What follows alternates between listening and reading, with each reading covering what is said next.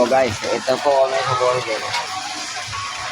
Ayan po, niluluto yung burger. Ayan, yung burger na order ko guys. Ayan, lahat yung po yan guys. Ayan po. Ayan po yung po dito. Ayan, ayan. Anak ni Inday. Mga guys, ito po kami sa burger. Maghapon pong pagod. Ito po.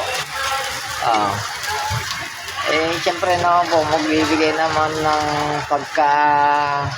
luwag naman sa isang katawan. Buburger po mga guys. Dito po sa bayan ng Laod, mga guys.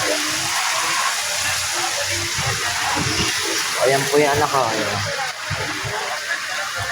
Ayan po yung karga kong palay guys sa may motor ko ngayon. Ayan na. Balot po ng kapote guys. Galing po sa Santor po yan mga guys. Paki-follow na lang po, paki-share na lang po. Thank you po.